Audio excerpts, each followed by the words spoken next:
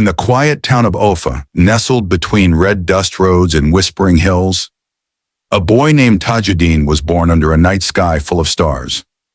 But the moment his eyes opened, something went wrong. A nurse nearby gasped, dropped the child, and collapsed. The doctor followed, then the matron. Within minutes, the room was filled with lifeless silence. Only the crying baby remained untouched. Only two people survived that night: Baba Tunde, his father, and Mama Simbiat, who barely clung to life after a heart attack. The doctors couldn't explain it, but when Baba Tunde took one look at his son, his heart ached. Not from fear, but awe. The boy's face was radiant, almost angelic. Too perfect, too dangerous. Later that week, a mysterious elder named Baba Fawol, a seer from Ilorin, visited uninvited. He stood over the sleeping baby and said, "This child bears the mark of an ancient curse, passed down from your father's line.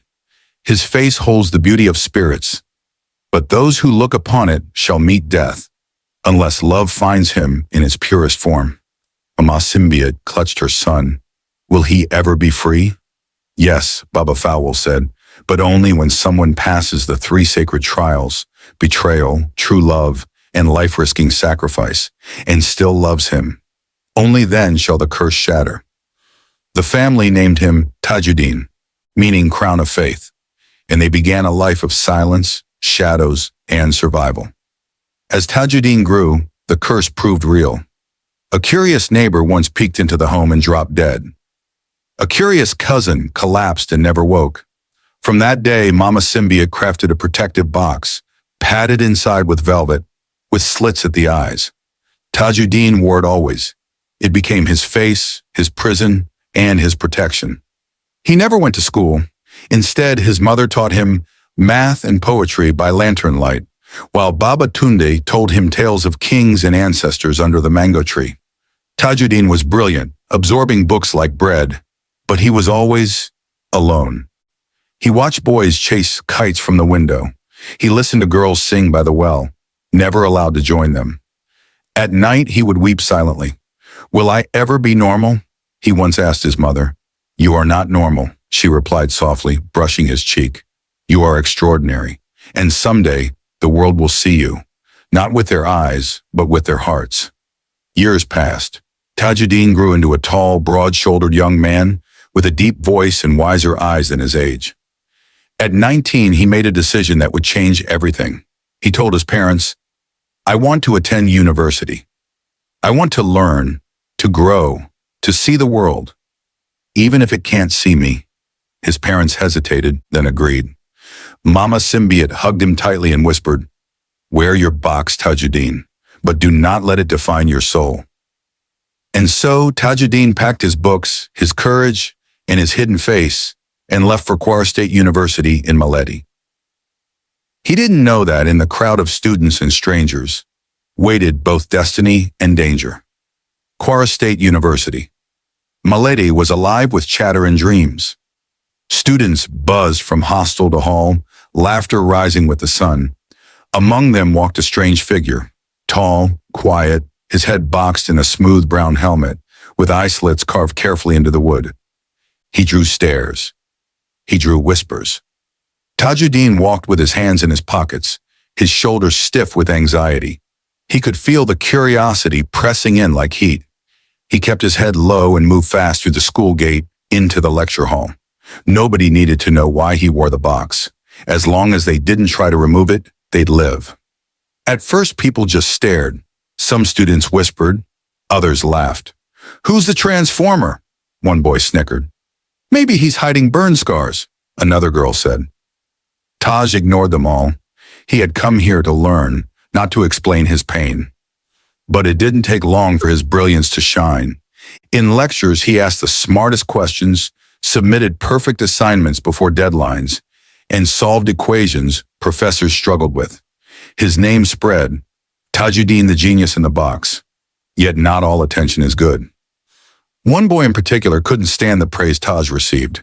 His name was Chuka Ume, a third-year student with a loud mouth, expensive sneakers, and a hunger for control. Chuka loved being the center of attention. Now Taj was stealing it, and worse, he was doing it without even showing his face. During a statistics class, Chuka leaned across the table and whispered loudly, "What are you hiding under that thing, Taj? A goat head?" Some students laughed. Taj turned his eyes toward Chuka, but said nothing. Silence irritated Chuka. It made him feel invisible. He slammed his book shut. "Why not take it off, huh?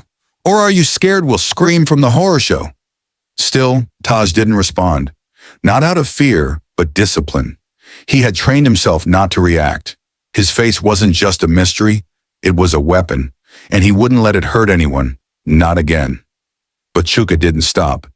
Every day he found new ways to mock him, spilling drinks on Taj's table, pulling his chair before he sat, and calling him names in the hallway. Ojuju Calabar, cursed pharaoh, box demon. Taj tried to remain focused. He knew the cost of anger. He had tasted it once. But the pressure was building, and so was his loneliness. One cloudy afternoon, he sat alone under a tree near the library, his notebook in hand.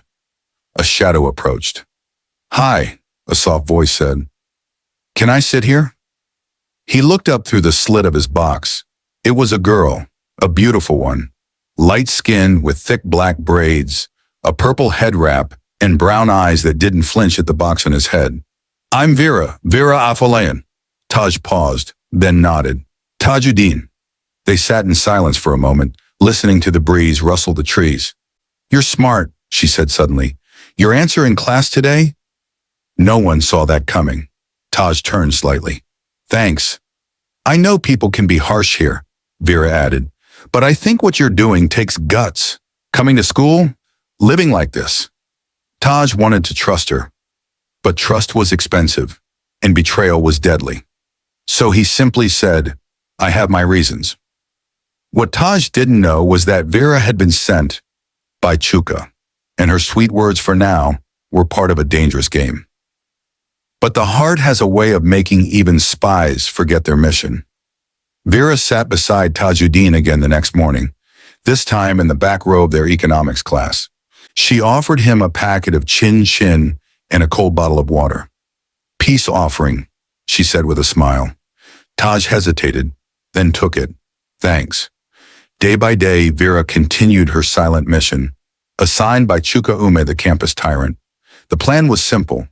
Gain Tajudeen's trust, get close, and when he finally dropped his guard, remove the box, snap a picture, and expose him to the world. "Let's see what you're hiding, freak," Chuka had told her with a sneer, handing her a sachet of white sleeping powder. "Slip this into his drink, then do your magic."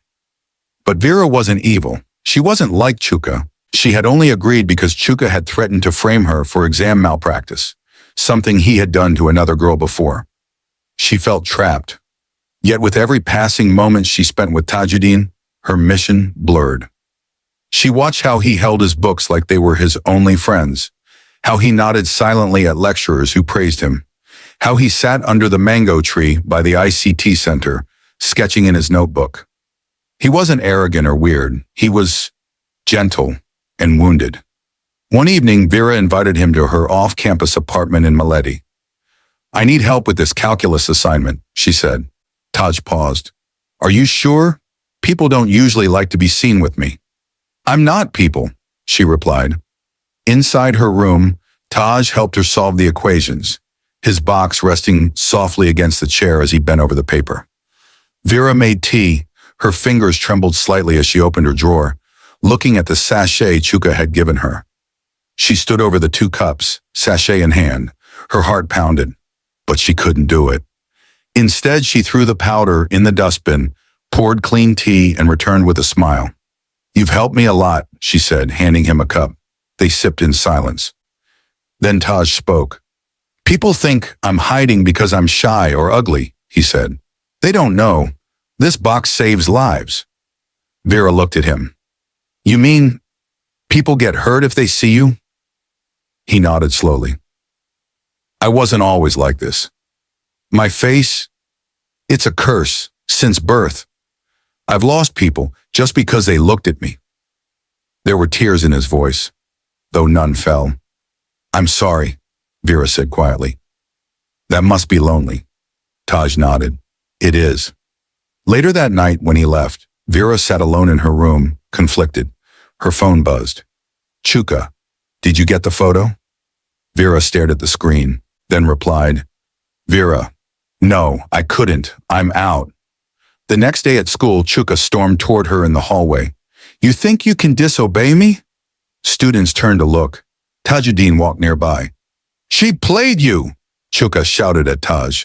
You really thought she cared about you? I told her to get close to you, idiot. She drugged you. That's why you were sleepy in her room. A hush fell over the hallway. Tajudeen stood frozen.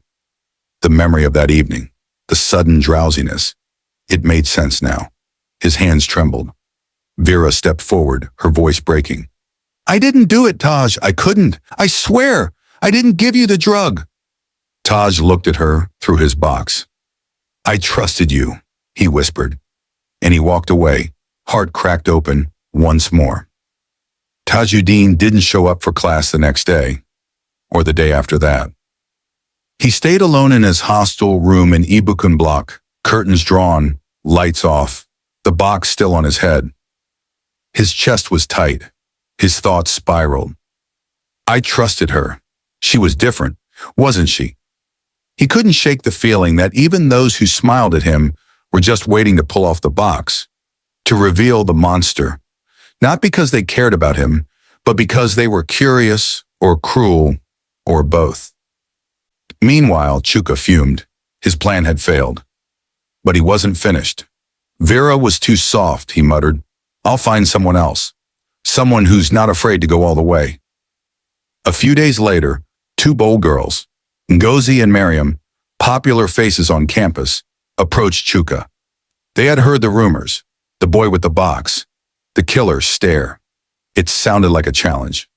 If he's really cursed, we'll find out, Ngozi smirked. Maybe he's just ugly. I'll bet it's all just drama to get attention, Miriam added. Let's settle it once and for all. That evening, they waited by the backyard of the hostel, just as Tajudeen stepped out for a breath of air. His shoulders were hunched, his steps slow, but he needed fresh air, anything to clear his head. Hey, freak, Ngozi called. Come here. Taj paused. Please, leave me alone. We just want to see something, Miriam said, her voice teasing. You always act like your face is a nuclear weapon. Taj backed away. I'm begging you. Don't do this. But they didn't listen. In one swift, reckless motion, they rushed forward and ripped the box from his head. Taj gasped, covering his face with both hands, but it was too late. For the briefest moment, they stared, and then they fell. Ngozi clutched her chest and collapsed. Miriam screamed, her vision blurring as she stumbled backward and crumpled beside her friend. Their eyes were wide open, their limbs limp, their skin pale like chalk. Taj screamed, No, no, why didn't you listen? He threw the box back on and dropped to his knees beside their bodies. His breath came in gulps. Tears streamed down his face. A student from another block heard the scream, opened the door, and saw the lifeless girls sprawled in the dirt, Taj sobbing between them. Within minutes, the dorm was in chaos. Students shouted, security blew whistles, and soon the police arrived. Taj sat motionless as the officers approached. What happened here? One barked. Taj whispered, They saw my face. That's all it takes. I didn't touch them. I didn't do anything. The officers exchanged uneasy glances. One of them had heard whispers of the boy in the box. He had dismissed it as campus gossip. But now, after questioning Taj and interviewing the other students, they found no poison, no wounds, no physical evidence of assault. Just two girls, dead. This isn't murder, one officer murmured to his colleague. It's something else, something we can't explain. Taj was released late that night. His parents were waiting outside the station. When Mama Symbiote saw him, she didn't ask what happened. She just opened her arms. Taj ran into her embrace and cried. I don't want to hurt anyone else, Mama, he sobbed. Maybe I'm better off alone forever. She stroked his back and whispered, My son, you were not born to disappear. This is not your end. You are not cursed by God, only misunderstood by man. The campus was never the same after that night. Rumors spread like wildfire. They say his face is like a mirror to the spirit world. No, it's a secret cult charm. 2 girls are dead, and he just walked away. Some avoided Tajudeen. Others stared in fear. A few blamed the girls for not listening. But one thing was clear. Taj had become a living myth. And in the middle of the storm, Vera Afolayan sat quietly, replaying everything in her head. I betrayed him, she whispered to herself. Even if I didn't go through with it, I was sent to hurt him. She knew she couldn't stay silent anymore. The next Monday, as Tajudeen entered the library in his usual calm, box in place, Vera stood up from her seat and walked straight to him. Her voice trembled. Taj, please, can we talk? He paused, turned slightly, said nothing. I'm sorry, she began loud enough for others to hear. I know what I did hurt you. I was part of Chuka's plan. But I didn't drug you. I didn't try to see your face.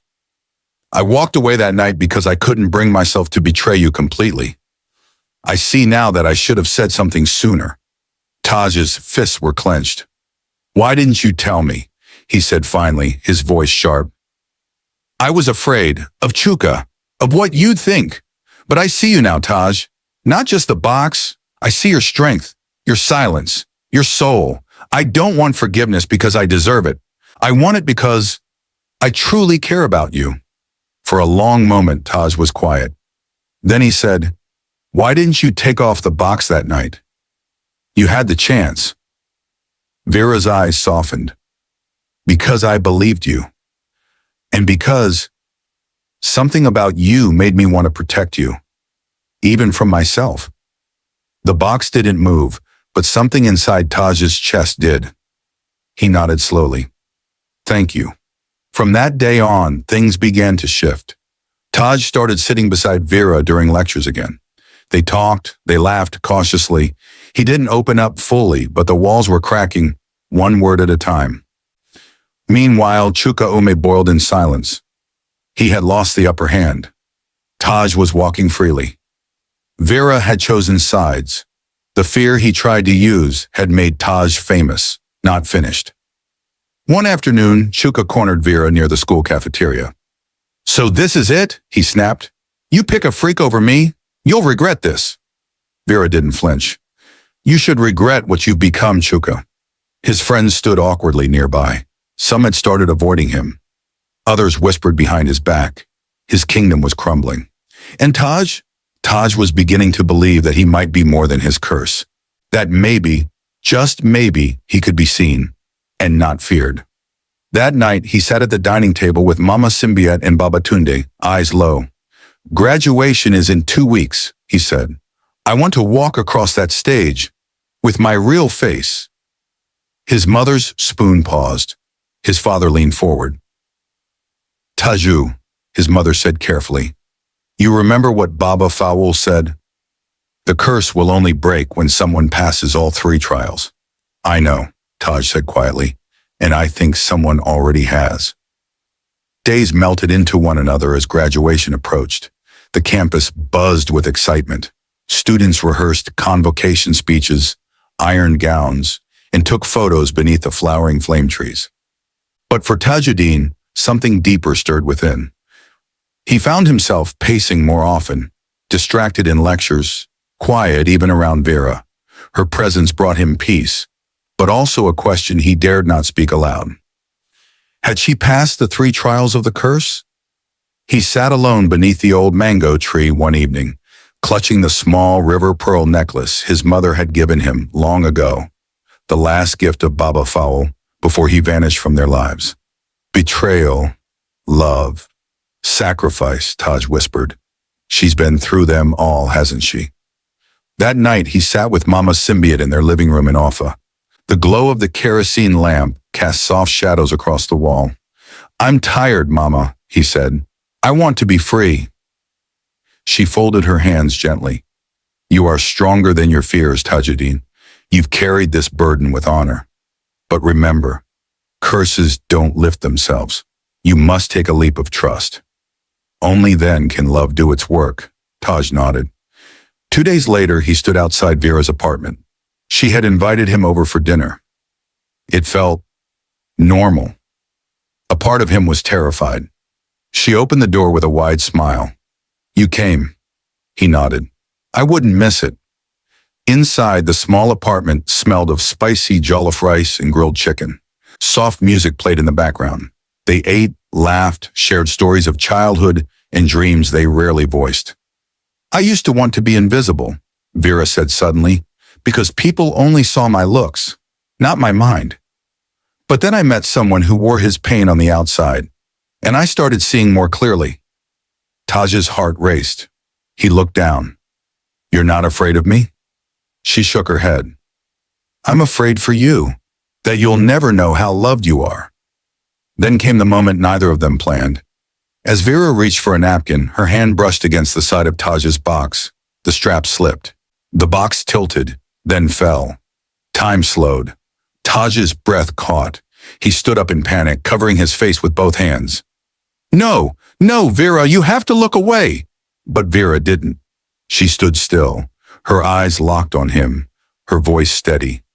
Taj, it's okay. She stepped closer, gently taking his trembling hands and lowering them. And for the first time in his life, Tajudeen was seen. Not screamed at, not fainted from, not cursed. Seen. Vera's eyes shimmered. You're beautiful. Taj's knees weakened. You're not. How are you still alive? I don't know, she whispered, but I love you. I mean it. At that moment, something in the air shifted. The room seemed to breathe. A warmth surrounded them. The curse was broken. Taj fell to his knees in silent sobs of freedom, relief, disbelief. That night, as they sat together in silence, Vera leaned her head on his shoulder and said, maybe your curse wasn't about your face at all. Maybe it was about your heart and finding someone who could hold it without fear. The sun rose gently over the Kwasu campus, casting golden light on the red dust paths and palm-lined walkways. Students buzzed through lecture halls and hostel balconies, discussing final exams, convocation outfits, and the latest gossip. But today, a different conversation stole the air. Did you hear? Tajudeen walked into school without the box. Without the box? Did anyone die? No, he's just walking. Normal. And there he was. Tajudeen, for the first time since arriving at university, walked through the main courtyard with his real face uncovered. The morning light touched his dark, smooth skin, his jawline strong, his eyes kind. But there was more, a quiet power in his step, a grace in the way he carried himself. People turned. Some gasped, some stared, frozen. No one fainted, no one collapsed. Whispers spread like waves. He's beautiful.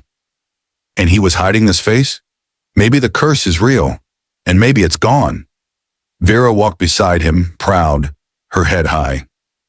Then came Chuka Ume, swaggering out from the engineering department with a small group behind him. He froze mid-step when he saw Tajudeen. What is this? He scoffed. You think because you're not hiding anymore, people will forget what you are? A freak? Taj stopped. All eyes turned. He faced Chuka calmly, meeting him eye to eye. I used to hide because I was afraid of people like you, Taj said. Bullies who use fear to feel powerful. But not anymore. Chuka smirked. So now you're some kind of hero? No, Taj replied. I'm just a man who got tired of letting cowards define him. A few students clapped. Chuka's friends began to step away. Uncomfortable. Taj stepped closer. You've been in this school for 6 years. Still no degree. Still chasing girls in shadows. What will you do when no one laughs at your jokes anymore? Chuka's face burned. You think you're better than me? No, Taj said quietly. I think I finally see who I am. And I think you're afraid of anyone who's not broken like you. With nothing left to say, Chuka shoved past him and disappeared into the crowd, his legend finally silenced. Later that day, in the faculty conference hall, the list of graduating students was released. Tajudeen Tunde Adebayo, First Class Honors, Department of Mathematics and Statistics. The students erupted in cheers. He was no longer the boy in the box. He was Tajudeen, the quiet warrior who turned pain into purpose. The convocation arena at Kwara State University was filled with joy, colors, and endless camera flashes. Graduates in green gowns with golden sashes hugged their families, held certificates, and laughed in clusters. Hope was in the air. And then the crowd turned. Tajudeen Adebayo walked slowly across the stage, face fully visible, head held high. The vice-chancellor smiled as he handed him his certificate. The dean whispered, "You made us proud, son." Applause roared from the audience, some standing in awe, some blinking back tears. At the back of the crowd, Mama Symbiote held onto Baba Tunde's arm, her eyes glistening. "He is free," she whispered. "He is finally free." After the ceremony, Vera ran to Taj and hugged him tightly. "You did it," she said, laughing and crying at once. "No," Taj said gently. "We did it." That evening, Taj returned home to Offa, walking the same dusty path he had left years before. But now children waved at him. Women in wrappers greeted him. The air felt lighter. The burden had lifted. At dinner, he brought up something that had been weighing on his heart. "Mama, Papa, I want to use this gift, my mind, my story, for something more." Baba Tunde leaned in. "What do you have in mind?" "I want to create a foundation," Taj said, "for people like me, the misunderstood, the ones judged by how they look, speak, or live. I want to teach, mentor, share the story of the curse, of the box, and the one who saw past it." Vera smiled beside him. Over the next few months, Taj and Vera founded the Unmasked Hearts Initiative, a campus outreach that helps students struggling with identity, bullying, trauma, and rejection. They visited schools, gave talks, and shared stories of second chances, of hidden pain and healing love. And people listened, because Tajudeen wasn't a myth anymore. He was living proof that some of the strongest people wear invisible scars. One day after speaking at a youth camp in Ilorin, Vera took Taj's hand beneath the shade of a tree. "You know," she said, "I think you were never cursed." Taj looked at her. "You were chosen," she continued, "to carry something heavy, so others could learn how to put theirs down." Tajudeen smiled. "Then I'm glad I didn't walk that journey alone." He leaned in, kissed her softly, and whispered, "Thank you for seeing me." Vera's reply was simple. "Thank you for letting me." And so the boy who once wore a box to protect the world now walked through it freely, not with fear, but with fire, faith, and love.